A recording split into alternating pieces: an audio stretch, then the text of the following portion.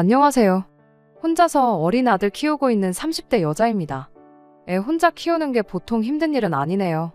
처음엔 주변 눈초리, 그게 뭐가 중요하냐고 신경 하나도 안 쓰고 살았는데, 아이가 나중에 학교라도 가게 되면 그 눈초리가 이젠 제가 아니라 아이한테도 가는 게 아닐까, 그게 마음에 걸립니다.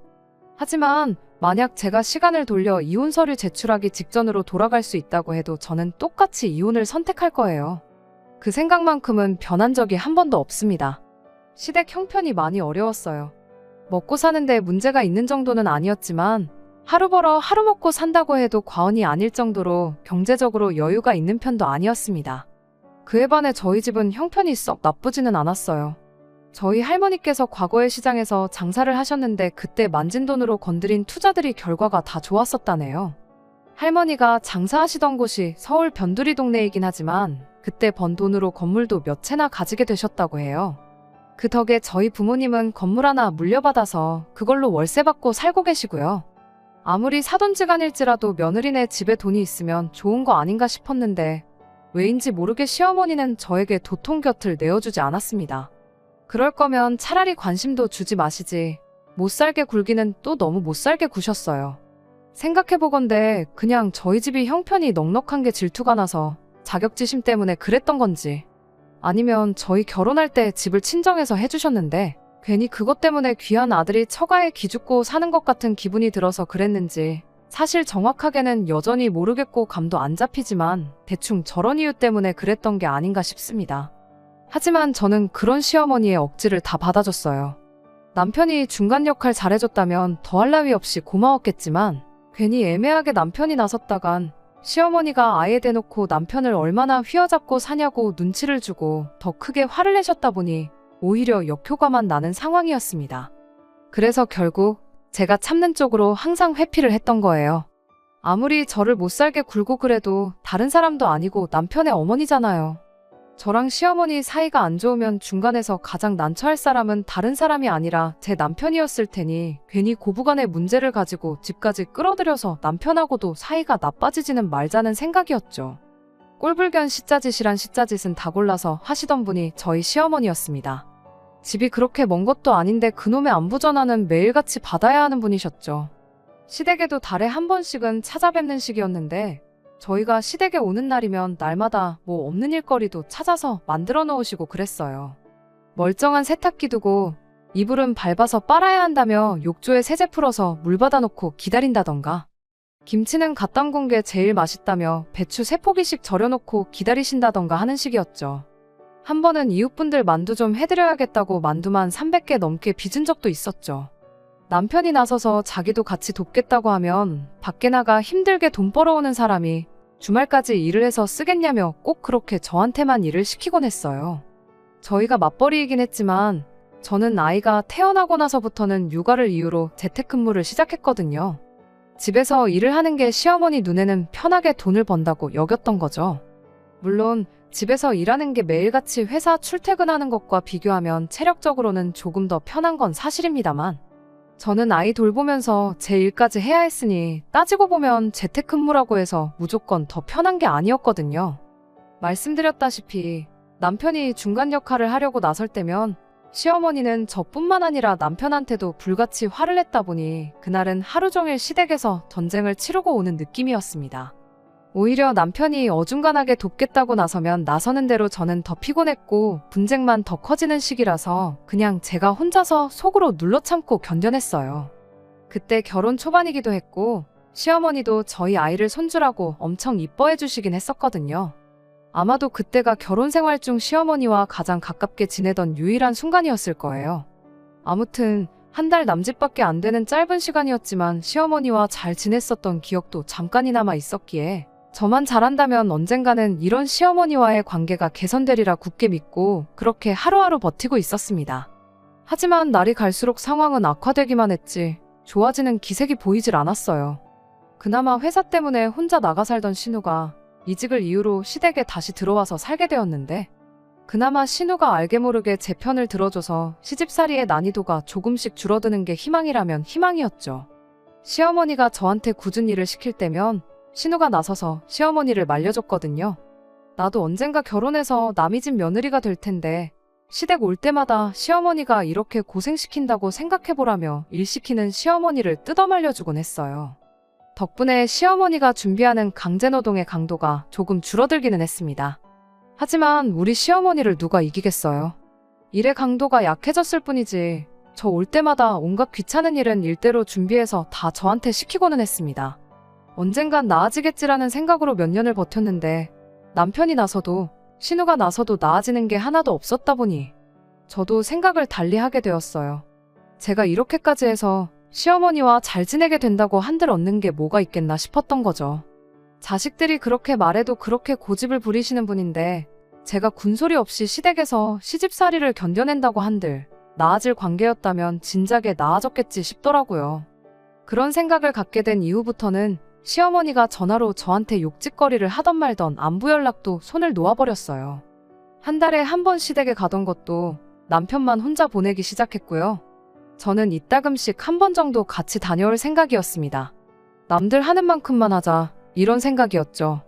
그렇게 2달 정도 남편만 혼자 시댁에 보냈을까. 하루는 아침에 남편 출근시키고 나서 아침 운동을 하려고 요가 매트 깔아놓고 이런저런 준비를 하고 있었던 때였어요. 갑자기 누군가가 문을 주먹으로 쾅쾅 두들기더라고요. 문 열어라 하면서 호통을 치는데 시어머니의 목소리였습니다. 남편 직장 특성상 출근 시간이 들쭉날쭉한 편이에요. 그런데 남편이 출근하고 딱 5분 정도 지나서 저러는 걸 보니 밖에서 아들 출근하는 거 기다렸다가 나가는 거 확인하고 저 혼자 집에 있는 거 알고 나서 찾아온 건가 싶더라고요. 저야 출근하는 게 아니다 보니 집에 있다는 건 당연히 알고 오셨을 테고요. 그렇다고 이웃분들 눈치도 있고 저렇게 두면 언제까지고 계속 문을 두드릴 텐데 민폐 끼치기 싫어서 그냥 문을 열어드렸습니다. 시어머니는 집에 들어오자마자 누가 보면 제 머리채라도 곧바로 낚아챌기새로 성큼성큼 들어오더군요. 제가 운동하려고 준비해놓은 걸 보고는 아주 팔자가 편하다고 하면서 다짜고짜 저한테 너는 어른 알기를 얼마나 우습게 알길래 이렇게 얼굴 보기가 힘드냐. 너, 네 부모한테도 그렇게 하느냐 하면서 집에서 뭘 가르쳐서 시집을 보냈길래 어른을 이렇게 푸대접을 할 수가 있느냐며 고래고래 소리를 지르더군요. 그날 저도 인내심의 한계를 느껴서 지지 않고 시어머니한테 한마디 했어요. 그간 제가 어머님한테 못한 게 뭐가 있다고 이러시냐고요. 할 말도 없어서 그냥 끊는 게 일인 안부 전화도 매일같이 드렸고 억지로 시키는 온갖 자비할 때도 싫은 소리 한 번 안 하고 묵묵히 다 하지 않았느냐고요.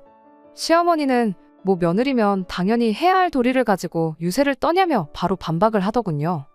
내 아들이 벌어오는 돈으로 편하게 일을 하고 있으면 마땅히 시댁에 해야 할 도리를 다 해야지 고마운 줄은 모르고 은혜를 웬수로 갚냐며 목에 핏대를 세우시는데 결국 치사하지만 저도 최후의 방법을 쓸 수밖에 없었습니다. 며느리 도리 이야기 한 번 잘 꺼내셨다고 저는 여태껏 잘하고 있다 생각했는데도 모자다 하시면 여기서 얼마나 더 잘해야 되는 건지 저는 모르겠다고 했습니다. 그냥 이참에 속 편하게 며느리 노릇하는 거 그만두겠다고 한마디 했죠. 오늘부로 시댁에 매달 보내던 생활비부터 끊어버리겠다고 으름장을 놓았습니다. 시어머니가 따로 일을 하고 계신 게 아니었다 보니 신우랑 남편이 결혼 전부터 시어머니 생활비를 따로 챙겨드리고 있었거든요. 저희 결혼하면서 보내던 생활비를 끊어버릴 수는 없으니 양가에 똑같이 보내기로 했었어요. 그런데 친정부모님은 여유가 있다 못해 넘쳐나는 분이셨다 보니 그런 거 받을 필요 없다고 거절을 해오셨습니다.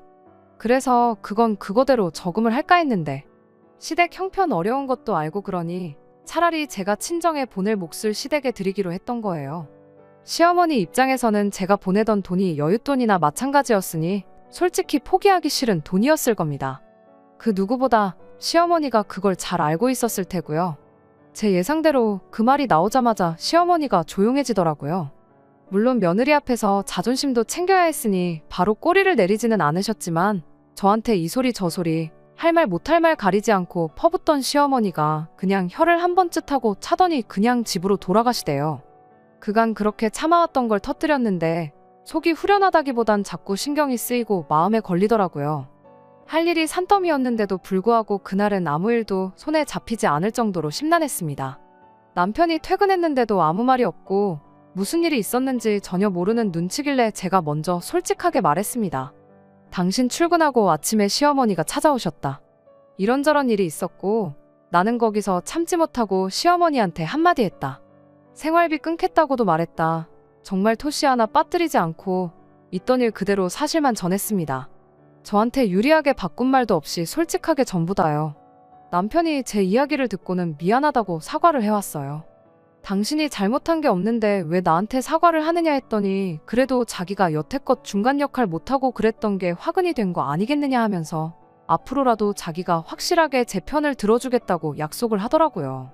오히려 남편이 한술 더 떠서 시어머니가 적어도 본심은 저를 여전히 싫어할지라도 저한테 쓴소리 2번 다시 못하게 해야겠다며 당분간 자기가 보내주는 돈까지 같이 끊어보는 게 어떨까 하고 제안을 하더라고요. 남편도 저도 시어머니를 너무 쉽게 생각했던 게 불찰이라면 불찰이었을 거예요.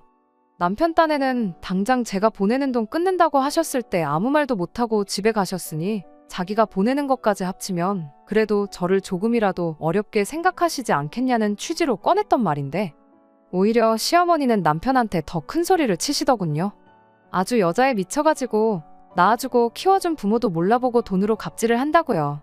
부모 내치고 성공하는 자식 새끼들은 살아생전에 본 적이 없다고 어디 한번 니들끼리 지지고 볶고 잘 먹고 잘 살아보라며 아예 연을 끊자는 선언을 해오셨습니다. 예상외의 반응에 남편이 많이 당황하기는 했지만 그래도 제 앞에서 남편으로서 아빠로서 가장 역할 중간 역할 이제 제대로 해내겠다고 다짐을 했던 게 있다 보니 남편도 시어머니 대응에 맞불을 놓았죠. 이 또한 길어봐야 한두 달이라 생각했고 시어머니도 한번 불편한 거 겪어보면 먼저 연락을 해오시지 않겠나 하는 생각이었습니다. 하지만 저희의 예상은 보기 좋게 빗나갔고 그렇게 거의 2년 가까이 시댁하고는 연을 끊고 살게 되었어요. 처음엔 저도 양심의 가책을 느꼈던 건지 신우 통해서 시어머니 용돈하시라고 돈 10만 원씩 몰래 챙겨드리고 했는데 신우도 중간에 껴서 입장이 난처해 보이고 어떻게 중재를 서려고 하는 움직임도 보이지 않았습니다. 그렇게 한 달, 2달 지나고 나니 또 언제 그랬냐는 듯 저를 신경 쓰이게 만들던 그 양심의 가책도 무뎌지기 시작했죠. 그 뒤로는 아예 신우랑도 연락을 할 일이 없었고요. 그나마 남편이 신우랑 연락 주고받으며 시댁 상황이 어떤지 시어머니는 어떤지 소식 정도만 전해들으며 살게 되었습니다. 그나마 있던 죄송스러운 마음도 무뎌진 건 별거 없었습니다. 정말 너무나도 평화로웠거든요. 남편하고 사이는 전에 없이 좋아졌고 저 또한 아이 키우느랴 집에서 일하랴 정신없이 바빴던 것도 한몫했고요. 제가 정신없이 바쁜데 시어머니까지 챙길 마음의 여유가 없었거든요. 사이가 좋았었다면 모르겠지만 좋았던 적은 아이 태어났을 때 몇 주 말고는 단 한 번도 없었으니 저는 그냥 언제까지고 이 마음속 평화가 지속되었으면 싶었어요. 그렇게 더할 나위 없이 만족스러운 삶을 살고 있던 어느 날이었습니다.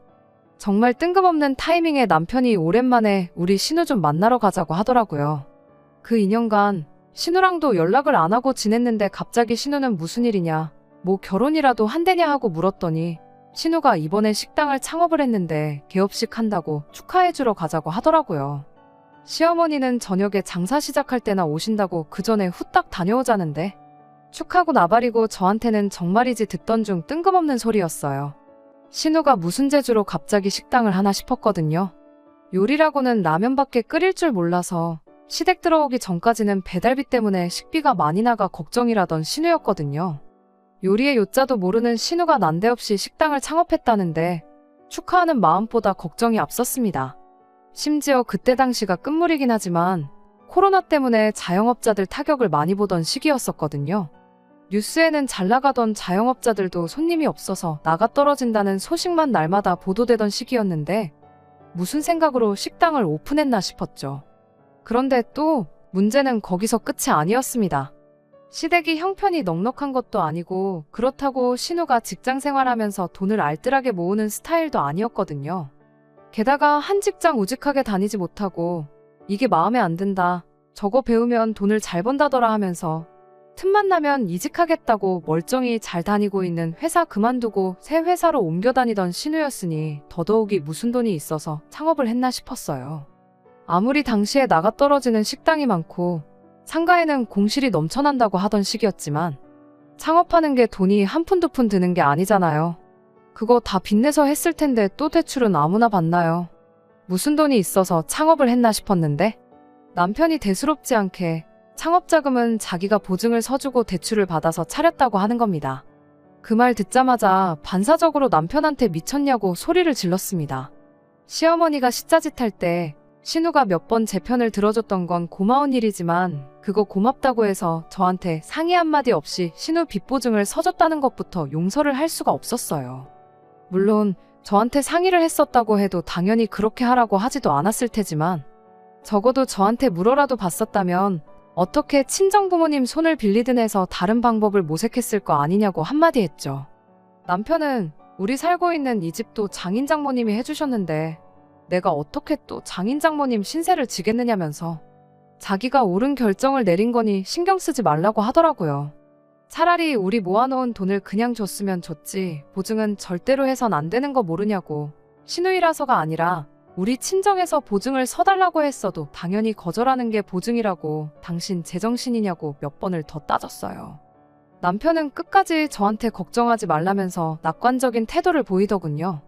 코로나도 거의 끝물이지 않냐. 원래 그 자리가 한 달에 억대 매출을 올리던 자리였다더라 하면서 자리가 엄청 좋은 자리니 신우도 앞으로 떼돈 벌 일만 남았다고 걱정을 붙들어 매라는 겁니다. 물론 잘 되면야 좋은 거지만 그 근거 없는 확신이 더 무서웠어요. 한 달에 억대 매출을 올리던 자리였다면 왜 그 자리가 공실이 나 있던 건가 생각은 안 해본 건지. 생각한 대로 이루어지면 이 세상에 망하는 사람이 어디 있겠어요.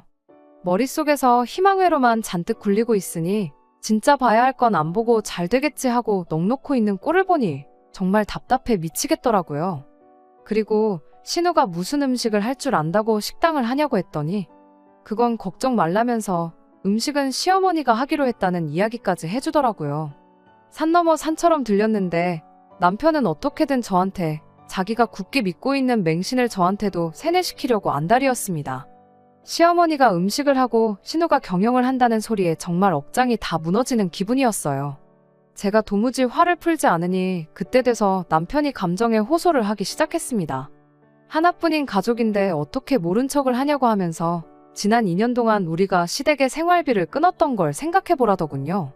그동안 신우 혼자 벌어서 시어머니 모시고 산다고 엄청 고생이었다더라. 돈은 돈대로 생활비에 써야 하니 모이질 않고 있고 말은 안 했는데 신우가 처한 상황 때문에 결혼을 전제로 만나던 사람도 있었는데 결혼도 무산이 되었다더라 하면서요.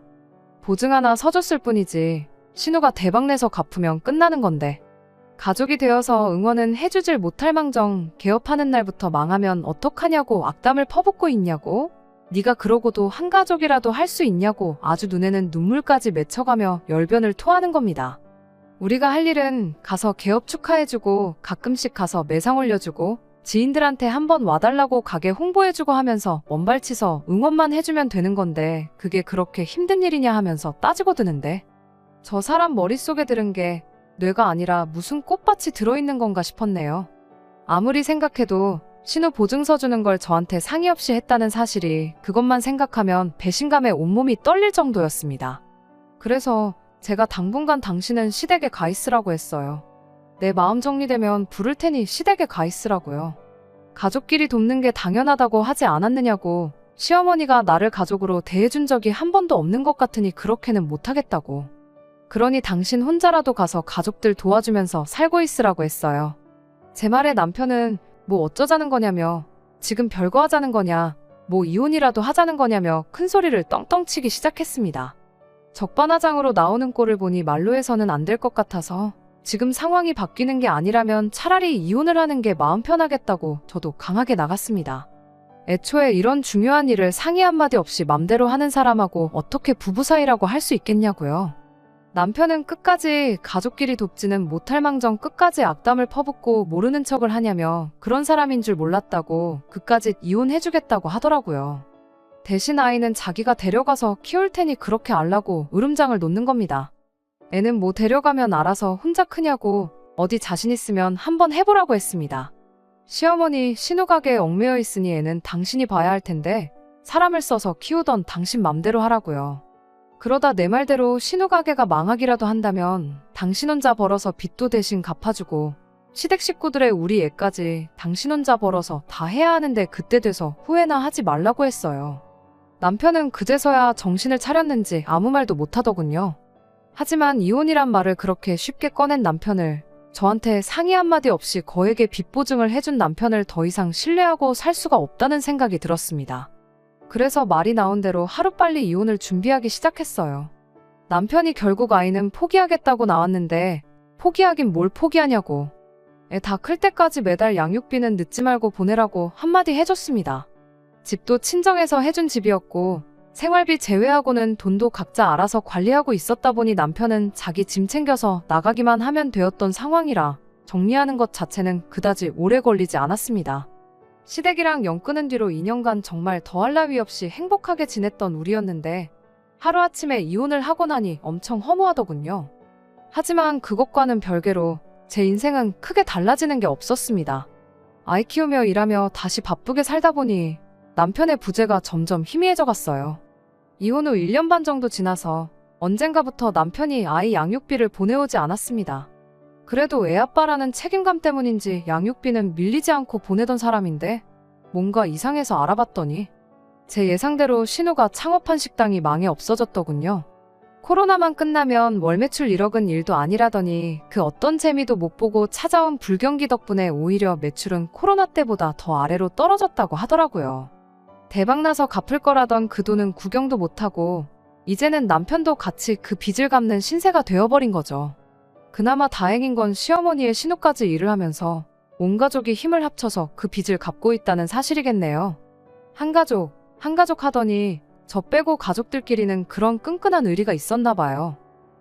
그러니까 저한테 말도 없이 보증을 서줬던 거겠지만 말이죠. 그런 상황을 알고 나니 일말에 정이 남아있어서 그랬나 차마 양육비를 보내라고 독촉은 못하겠더라고요. 당장 제 벌이만으로도 사는데 모자란 게 하나 없었으니 괜히 양육비 달라고 연락해서 내가 혹시 돈이 모자라서 그러나 하는 느낌도 주기 싫었고요.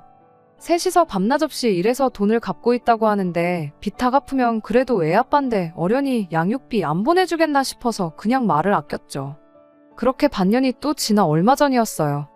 여전히 남편한테서 양육비는 들어오지 않고 있었고 최대한 신경 쓰지 않으려 하고 있었습니다. 그런데 연락이 와야 할 남편이 아니라 시어머니한테서 연락이 왔어요.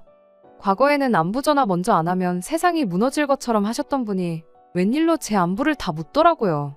형식적인 대답만 하고 왜 전화하셨냐고 단도직입적으로 물었어요. 혹시나 애아빠한테 무슨 일이 생겨서 연락한 건가 싶어서 받은 전화였거든요. 시어머니는 요즘 사는 게 어떻고 저떻고 혼자서 횡설수설하더니 결국 마지막에는 돈 이야기를 꺼내더군요. 자식들 둘이 미래를 포기하고 빚을 갚고 있는데 그걸 보니 안쓰러워 죽겠다면서 조금이나마 제가 도와줬으면 싶다는 거예요. 그걸 같이 갚을 생각이 없었으니까 이혼한 건데 왜 이제 와서 그런 말씀을 하시느냐고 했죠. 저한테 땡전 한 푼 뜯어낼 수 없다는 걸 깨달았는지 시어머니가 평소 모습으로 돌아와서 저한테 큰 소리를 치기 시작하더군요. 저보고 며느리면 응당해야 할 걸 안 하고 내뺀 거 아니냐고. 시댁 등지고 2년간 해야 할 도리를 안 하고 살았으니 이혼의 사유가 너한테 있는 거 모르냐며 이제 와서 위자료라도 받아야겠으니 2년간 시댁에 안 보냈던 생활비 2천만 원을 일시불로 입금을 하랍니다. 안 그러면 법대로 하겠다길래 시어머니한테 한마디 했어요. 협의 이혼했는데 왜 이제 와서 위자료 타령이냐고요. 돈 때문에 전화한 거면 제가 드릴 상황이 아니고 애아빠가 양육비 안 보낸 게 몇 달치 밀려있으니 그거나 빨리 확인해서 보내라고 전해달라고 했습니다. 법대로 해야 할 사람은 어머님이 아니라 저인 것 같다고 또 이런 연락하시면 저도 한번 변호사부터 알아봐야겠다고 한마디 했죠. 시어머니는 아무 말도 못하고 전화를 끊어버렸어요. 사실 법대로 할 생각은 없었습니다. 할 거면 진작에 했겠죠. 더 이상 얽히고 싶지 않아서 제가 눈 감고 있었던 건데 왜 가만히 있는 저를 자극하나 싶었네요. 웃긴 건 제가 정말 소송이라도 걸 줄 알았는지 바로 며칠 지나지 않아서 남편이 밀렸던 양육비 일부를 보내왔어요. 일단 이것밖에 없다고 천천히 주겠다는 문자 한 통과 함께요. 그날을 마지막으로 시댁에서는 다행히 아무런 연락이 없습니다. 남편은 조금씩이긴 하지만 양육비 일부를 계속 보내주고 있는 상황이고요. 좋은 사람이긴 했지만 남편 때문에 시댁에 발목 잡혀서 평생 시달리고 살았을 거 생각하면 정말 이혼하기를 잘했다는 생각밖에 들지 않네요. 더 늦지 않게 10월드 탈출해서 다행입니다. 비록 이혼했다는 꼬리표와 함께 아이도 아빠 없이 자라게 하는 게 여전히 마음에 걸리긴 하지만 평생을 불행하게 사는 것보단 당당하게 제 인생 살면서 확실한 행복을 찾으려고요. 끝까지 들어주셔서 감사합니다. 오늘의 사연은 여기까지입니다. 구독과 좋아요, 알람 설정 부탁드리고 더 좋은 사연으로 다시 찾아뵙겠습니다. 감사합니다.